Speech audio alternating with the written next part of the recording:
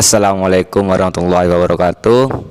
Selamat pagi anak-anakku sekalian. Mari kita lanjutkan materi selanjutnya, yaitu tentang atletik, yang melanjutkan materi yang kemarin.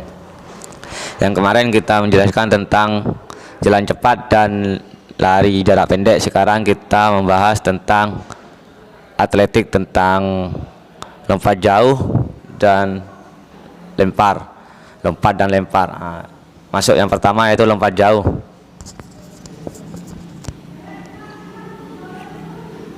Apa itu lompat jauh?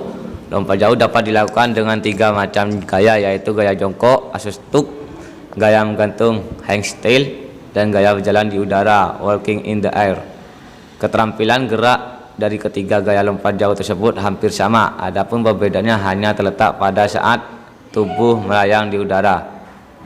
Mari kita fokuskan dari lompat gaya jalan di udara.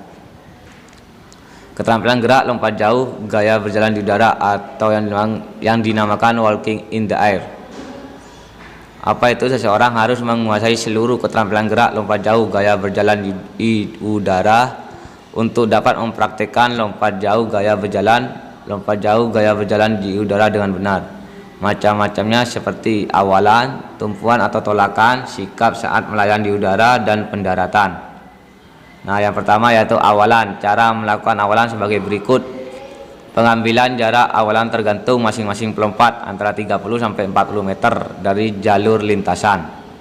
Teknik lari dari pelan ke cepat, teknik langkah kaki tetap, yaitu yang digunakan dari lari jarak pendek.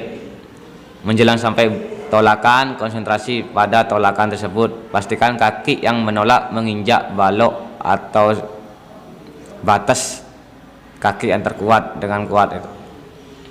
Lanjut, tumpuan atau tolakan. Cara melakukannya yaitu yang satu, tumpuan dilakukan dengan kaki terkuat, kaki kiri atau kanan yang terserah kalian. Saat bertolak, kedua lengan diayunkan ke depan dengan badan membungkuk, paha kaki diayunkan tinggi ke depan. Posisi saat di udara, saat melayang yaitu sebelum kaki mendarat, upayakan berada dalam posisi di udara selama mungkin agar memastikan lompatan maksimal. Teknik ini dimulai pada saat kaki tumpu melakukan tolakan dengan cara mengayunkan kaki ayun atau kaki belakang sekuat-kuatnya ke atas. Selanjutnya melakukan gerakan melangkah di udara dengan melangkahkan kaki yang sebelumnya digunakan untuk menolak. Hal-hal yang harus diperhatikan saat di udara: memelihara keseimbangan badan saat melayang, mengusahakan melayang di udara selama mungkin, melakukan gerakan melangkah di udara dengan melangkah kaki yang sebelumnya digunakan untuk menolak, atau menumpu hingga membuat gerakan berjalan di udara. Saat mendarat, yaitu mendarat dilakukan dengan kedua kaki bersamaan, kaki kedua-duanya jatuh bersamaan. Menjelang mendarat, kedua kaki diluruskan ke depan agar dapat mendarat sejauh-jauhnya. Lutut ditekuk dan jatuh dengan mengeper atau ke depan dalam posisi jongkok dengan berat badan dibawa ke depan. Jangan jatuh posisi kaki langsung jatuhnya ke belakang, itu tidak boleh. Yang dihitung, yang diukur yaitu jatuhan yang terakhir, jarak yang terakhir. Adapun kamu jatuh dengan tumpuan terakhir yaitu kaki, lalu tanganmu menyentuh belakang kaki sampai tumpuan terakhir, itu yang dihitung di tangan. Diupayakan yaitu jatuhannya ke arah depan. Lanjut, lompat tinggi. Lompat tinggi itu seperti yang digambar ini, kan ada di LKS, kalian buka dan disimak juga, jangan lupa dirangkum dari awal sampai akhir. Lompat tinggi gaya straddle. Lompat tinggi dikelompokkan di dalam olahraga cabang atletik. Lompat tinggi dapat dilakukan dengan 2 macam gaya, yaitu gaya slope dan straddle. Pada kesempatan kali ini kita bahas mengenai lompat tinggi gaya straddle. keterampilan gerak lompat tinggi gaya straddle, macam-macam keterampilan gerak lompat tinggi gaya straddle, yaitu awalan, tumpuan dan atau tolakan, sikap saat melayang di udara, dan pendaratan. Hampir sama dengan yang tadi, yaitu lompat jauh, cuma bedanya dalam gerakan atau enggak prakteknya, yaitu yang kita bedakan. Yang pertama yaitu macam-macamnya gerak lompat tinggi gaya straddle. Awalan lompat tinggi dilakukan dengan berlari secepat mungkin, akan tetapi lari yang dilakukan tidak berjarak jauh, karena yang terpenting adalah tolakan dan angkat badan saat melewati mistar. Awalannya yaitu 1.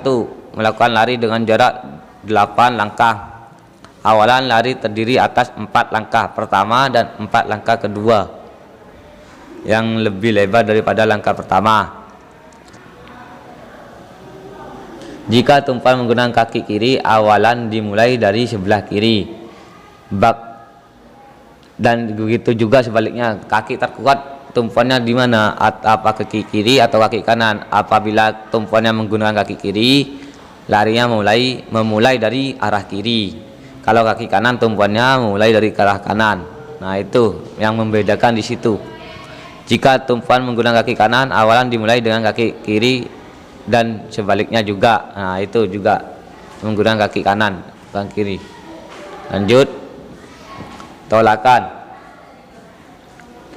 Saat kita bertolak, tolak dilakukan menggunakan kaki terkuat, badan condong ke belakang, kaki diayunkan dengan lurus dan tidak kaku.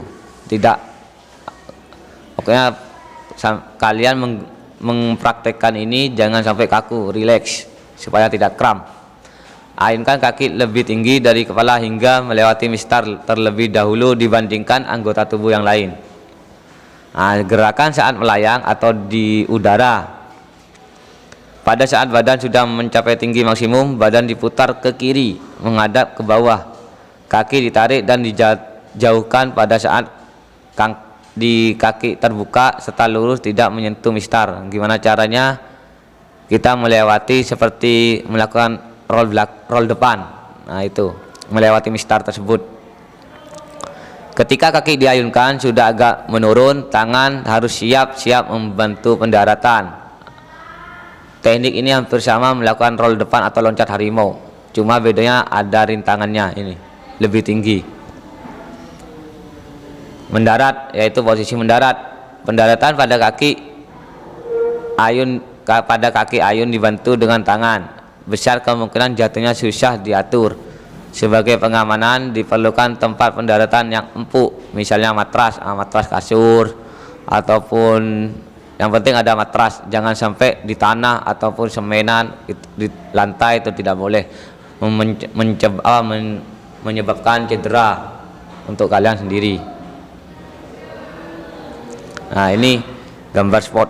Nah, demikian pembahasan dari saya tentang materi yang barusan. Jangan lupa materi yang barusan kita rangkum dan ditulis di buku tulis. Kita lanjutkan materi selanjutnya minggu depan, yaitu tentang, saya tunggu ya, minggu depan yaitu tentang tolak peluru dan lempar lembing. Nah, barusan kan lompat jauh dan lompat tinggi. Minggu depan kita lanjutkan materinya tolak peluru dan lempar lembing. Habis itu baru kita bahas tentang uji kompetensi persiapan UTS. Untuk tugas yang barusan yaitu merangkum, lalu kita foto, kirim ke saya, jangan ke WA pribadi, WA grup.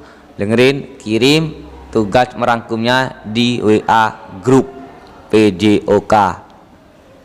Sekian dari saya. Assalamualaikum warahmatullahi wabarakatuh.